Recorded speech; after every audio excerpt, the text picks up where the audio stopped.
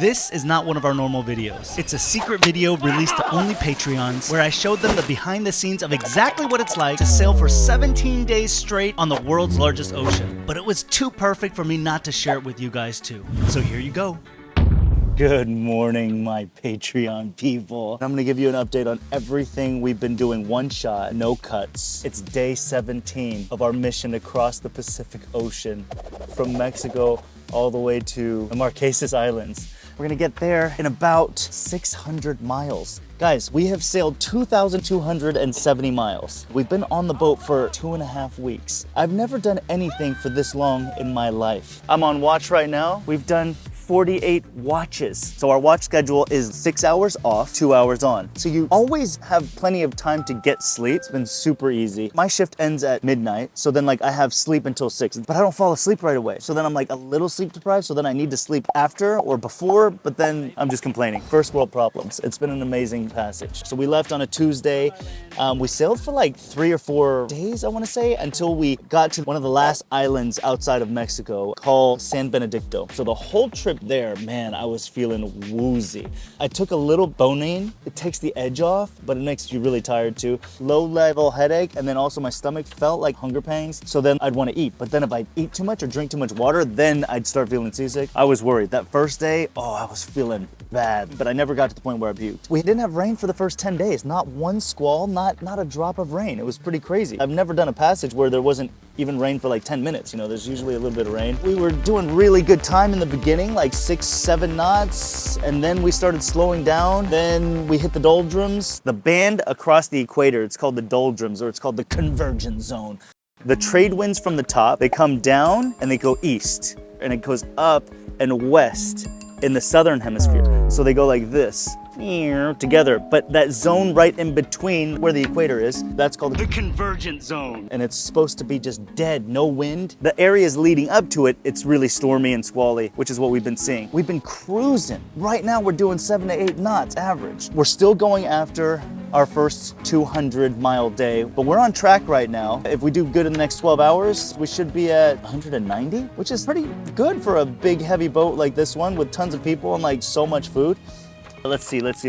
Oh, seasickness. You guys have all seen the movie Pirates of the Caribbean, right? You know Captain Jack Sparrow, how he walks like he's just drunk all the time? No matter where he's at, he walks like he's drunk.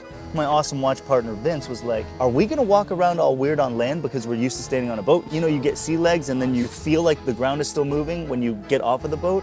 And then I was thinking maybe that's why Jack Sparrow walks like that, because he still feels like he's on a boat and he's stumbling around because he's not used to walking. Why do you think he walks like that? Let me continue with the trip. I'll skip forward. Let me just tell you about the equator because that's on my head. Equator was 2 days ago. Not yesterday. Yesterday was probably the slowest day and the most lazy day we've all had because I think we were all exhausted from that crazy equator ceremony. But morning up, man, we were all ready to get to the equator. We were counting down. It was 40 miles from morning, planning to get there around 3 o'clock. Colin was getting all sorts of crazy stuff ready. He made us wear all these weird costumes. He made that nasty truth serum out of all sorts of weird things that he put in it. There's a bin full of just leftover food that's been sitting out for a week. I don't know if you guys saw the live stream, but that was poured over everybody and we had to drink the stuff. But it was so much more exciting than I thought it'd be. I knew it was gonna be fun. We're crossing the equator. Yeah, right, we're at the equator! We just crossed the equator! Give me just a sec so we can keep making awesome videos like this for you. The Starlink board has been amazing, but I'm gonna show you how to make it even better. So having unlimited bandwidth for 8 people and all of our devices has been a game changer. But a problem I've noticed is that all the websites think I'm in the most random places. So the way Starlink works is that it connects to a satellite and then to another satellite and eventually to a ground station somewhere on land. So one day it thinks I'm in Panama or Mexico and all of my web pages show up in Spanish. And the next day it thinks I'm in New Zealand, so some of my web pages are blocked. So I've been using this app Surfshark, which happens to be the sponsor of today's video, and it solved all of these issues. Surfshark is a VPN app that allows us to change our IP address to any location in the world and access the websites that I need to access. I open Surfshark, connect to an IP address at home in Houston, Texas, and instantly I'm able to buy flowers for Mary from a local shop without them telling me that they don't service my current location. Surfshark also protects my personal information because it encrypts all of the data being sent. perfect when we're using unsecured public Wi-Fi. My favorite hack is actually with streaming services because they have different libraries depending on where you are in the world. For instance, US Netflix has my favorites like Leon the Professional and Ferris Bueller's Day Off. Bueller. But if I want to watch something like Wolf of Wall Street, I made $49 million. I need to hop over to UK Netflix, which is as simple as changing my IP address to a UK location like this. Oh, and it works on all different devices, like these two iPhones, and this iPad, and this computer, and they're all covered on one account because you can have unlimited devices. Right now, you can get an exclusive Black Friday deal by using our code DavidShe to get up to 6 months free. Usually it's only 3. Just click the link below and you've got 30 days to see if Surfshark is for you. And if for some reason it isn't, they'll give you all your money back. All right, back to the video. It's been a long time since I felt like a little kid super hyped up for something, you know, like we don't get that feeling anymore as adults. And I'm super thankful that I got to be a part of all that. And we swam across the equator at the end and it's like everybody went through it as a team and it was really, really exciting. I can't wait to go back and watch that footage. It was a long live, dude. We went for like 3 hours. That's by far the highlight of this trip so far. And San Benedicto, finding that volcano in the middle of the ocean and just seeing it kind of appear out of nowhere, that was pretty epic. And there was also another day in between where it first started raining that we took showers on deck. Here, Dave, will you do my back? Yeah, Come on, come on.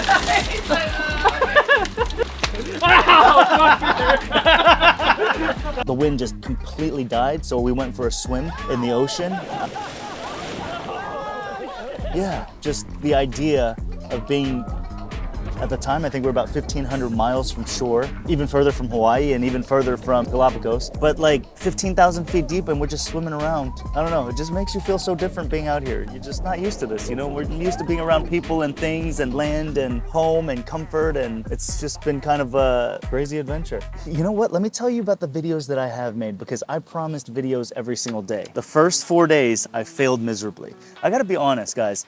I go through these like cycles of I suck at everything and I can't do any of this. I feel that almost every single time I'm gonna make a video. I'm like, this is never gonna work. And then I start filming and then it's like, okay, this is gonna be pretty good. This is working. And then halfway through, I get that feeling again that this sucks. I should just quit. I should just not finish this video. So I went through that for the first 3 or 4 days because I was feeling seasick and it was so rough, man. The seas were crazy like a washing machine. The swell was hitting us on the beam. We were beating into the wind. So this is what your boat's doing. I can't even walk around. How am I gonna film? I was discouraged. On day 5, actually, when we found San Benedicto, I was like, fuck this, I'm gonna film. I love making these videos and I owe it to you guys. David, would you go at it?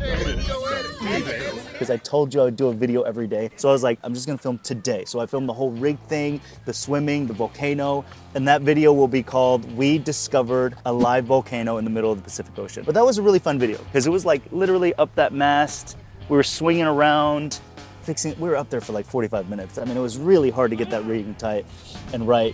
Yeah, we explored the island a little bit. Not the island, you're not allowed to go on the island, but all around. And then you guys know about the first video I did before we even started the trip. That one, I put it in the Patreon WhatsApp group. It's a top down of every single thing that I packed across the Pacific Ocean, like laid out like in a grid. And then there's that cool effect with the drone where I'm like,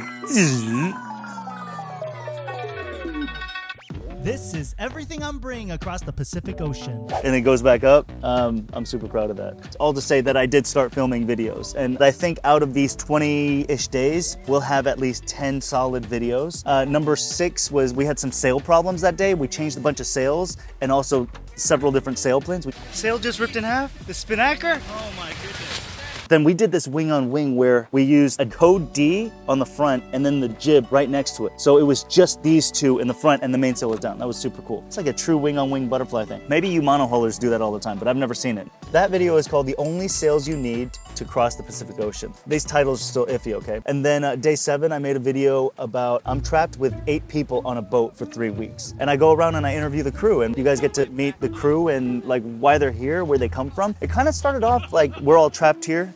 But by the end of the video, it was more about how everybody wants to be here. At that time, I was still feeling kind of like, oh man, I'm like stuck in this one place. But everybody else had a different perspective. They were like, I am exactly where I should be at this moment. It just kind of unfolded and I think it turned into a good thing at the end. Day 8, I did the video. I cooked an egg with a flashlight in the middle of the ocean. It was with the world's brightest flashlight. I intro it, I use it at night, and then we cook an egg on it. It worked, dude. It actually worked. We cooked an egg on a flashlight. You like your egg soft there, She? I like it a little soft. Yeah, I don't like it too hard. We have a really small plate, They're legit. Best flashlight eggs I've ever had. Day 9, we did how to get rescued at sea. So that's personal locator beacon, your EPIRB, so all the different devices that we brought. Geez, we're so redundant on technology, okay? We've got an Iridium Executive. It's a big Iridium satellite phone, speakerphone. We've got 2 inReaches. We have 2 personal locator beacons. We've got the regular EPIRB. We've got VHFs, obviously, handheld and on the boat. And I go through all the different things and what they do. And then day 10, I was like really lazy that day. So I didn't start until like 5 at night. So then I made a video about Night Watch.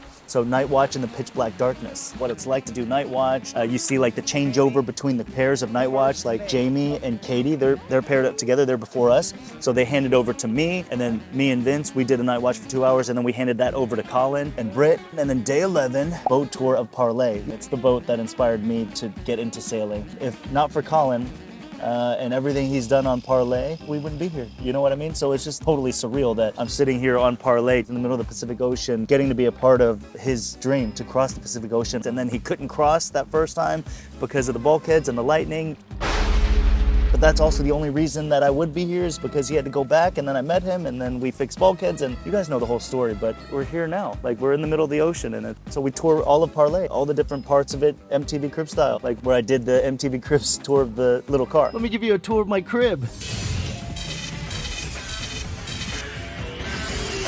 And then we got day 12, did a video, where do we go if the boat sinks? We've got a backup dinghy here, a small backup dinghy. We got the main dinghy over in the back on the davits. We've got an old life raft kind of lashed up to the side in the cockpit. And then in the back where the actual life raft goes, there's a real life raft, a new life raft they have. Like, what do you do when the boat sinks? We take that dinghy, we throw it overboard. The other dinghy, you lower it. We have the engines in the dinghy. And then the life rafts we deploy. And then at the end, I review everything that's in the ditch bags.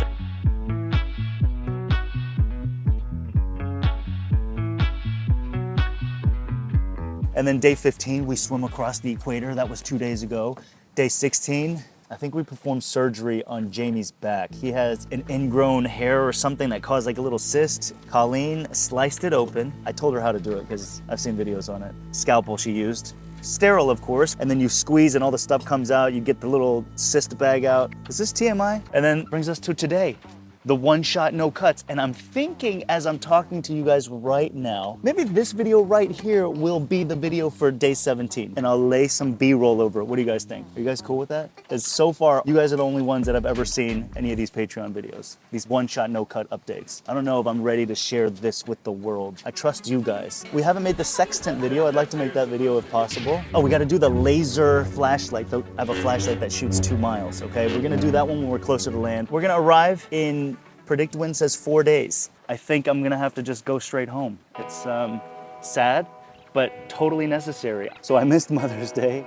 I missed our anniversary. Mary and I have been together for 17 years, a week ago in Las Vegas, and we've been inseparable ever since. We're gonna get to Fatuhiva, and then I'm gonna hop on a flight, and I'm trying my best to get home by the 27th for her birthday. And I'm so bummed that I've done this whole journey and I can't hang out with the boys longer. This is home when it comes to the idea of sailing. I've sailed more with these guys than my own family. If you have questions, you guys have already put a bunch in the WhatsApp group, but give me more questions and I will get them answered in one of those videos. And when you see your question, you'll be like, I asked that question. Thanks for all the support. Love you guys. Bye. Subscribe to Dave so you can watch him cross the ocean.